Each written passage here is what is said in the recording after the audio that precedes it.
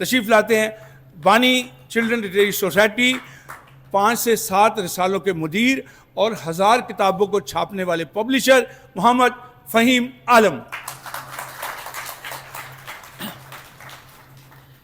السلام علیکم ورحمۃ اللہ۔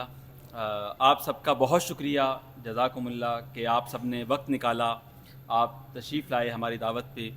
اور میں سمجھتا ہوں کہ جیسا کہ ہمارا ادارہ رائٹرز کی حوصلہ افزائی کرتا ہے، انہیں ایوارڈز دیتا ہے، ان کا حوصلہ بڑھاتا ہے، اس طرح آپ سب نے وقت نکال کے اور یہاں آ کے ہمارا حوصلہ بڑھایا ہے، ہماری ہمت بڑھائی ہے، ہمارا مان بڑھایا ہے۔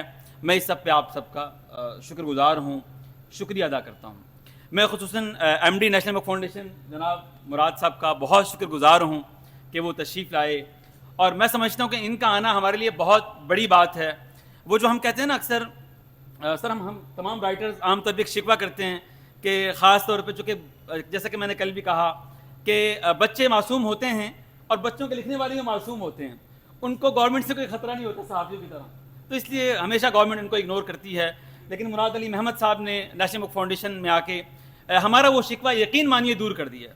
سب تالیاں بجائیں ان کے لیے پلیز۔ یہ حقیقتاً انہوں نے بچوں کے ادیبوں کی سرپرستی کی ہے، بچوں کا ادب کی سرپرستی کی ہے۔ وہ نیشنل بک فاؤنڈیشن جہاں سالوں لگتے تھے کتاب چھپوانے کے لیے اور پتہ نہیں کہاں کہاں سے گزر کے جانا پڑتا تھا کتاب چھپوانے کے لیے، انہوں نے وہ تمام راہیں ہموار کیں اور بہت ہی عمدہ ایک نظام بنایا اور بہت ہی اعلیٰ اور معیاری کتابیں انہوں نے چھاپی ہیں۔ میں سمجھتا ہوں کہ اس وقت اگر سرکار کی طرف سے کوئی سرپرست ہے بچوں کے ادب کا، بچوں کے ادیبوں کا اور حوصلہ افزائی کرنے والے ہیں تو وہ مراد محمد صاحب ہیں۔ میں ان کی آمد پہ ان کا شکریہ ادا کرتا ہوں، اس سرپرستی پر ان کا شکریہ ادا کرتا ہوں، اللہ ان کو رضائے خیر دے۔ اور جیسا کہ آپ سب کے علم میں ہے کہ ہمارا ادارہ ہے بچوں کا کتاب گھر، پھر ذیلی ہے ہماری تنظیم چلڈرن لٹریری سوسائٹی، ہم ہر سال اصل میں ایوارڈز کی تقریبات کرواتے ہیں، اور اس کا مقصد جو ہے وہ بچوں کے ادب کی ترویج ہے اور بچوں کے ادیبوں کی حوصلہ افزائی ہے۔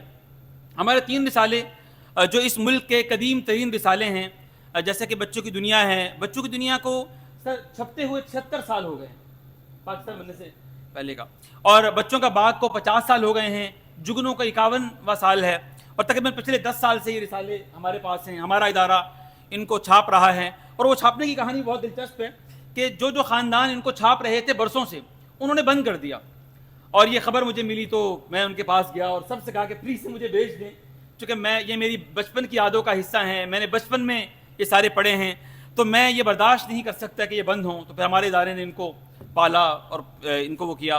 تو ہر سال جو رائٹر ہمارے ہاں لکھتے ہیں، ہر سال ہم ان کو ایوارڈ دیتے ہیں، جنہوں نے پورے سال بھر میں ہمارے ہاں کہانیاں لکھیں، ان بہترین کہانی کاروں کو ہم ایوارڈ دیتے ہیں، جنہوں نے نظمیں لکھیں ان نظم لکھنے والوں کو ہم ایوارڈ دیتے ہیں، جنہوں نے ناول لکھے ان ناول نگاروں کو ہم ایوارڈ دیتے ہیں۔ تو اس کا مقصد صرف جو ہے وہ بچوں کے ادیبوں کی حوصلہ افزائی ہے۔ آج کی جو ہماری تقریب ہے اس کے 2 سیشن ہیں۔ پہلے سیشن میں ہم جگنو اور بچوں کی دنیا کے جو انعام یافتگان ہیں ان کو ایوارڈ دیں گے۔ دوسرے سیشن میں ہم سید جواد حضرت نقوی ایوارڈ دیں گے، ان کی فیملی یہاں تشریف فرما ہے۔ سر ایک بہت اچھی روایت قائم کی سید جواد حضرت نقوی مرحوم کی فیملی نے کہ انہوں نے اپنے والد صاحب کے نام پہ بچوں کے ادیبوں کو ایوارڈ دینا شروع کی، 1,10,000 روپے کا انعام، یعنی بہترین کہانی لکھنے پر اور بہترین نظم لکھنے پر، بہترین شاعری لکھنے پر۔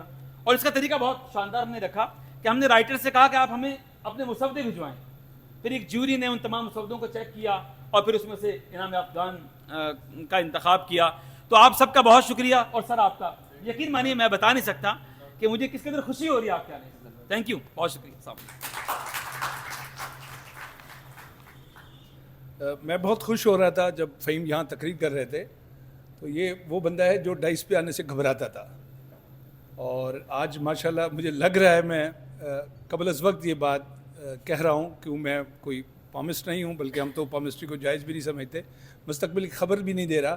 میں یہ سمجھ رہا ہوں کہ آنے والے وقت میں ہمیں ایک اور موٹیویشن اسپیکر ضرور مل جائے گا۔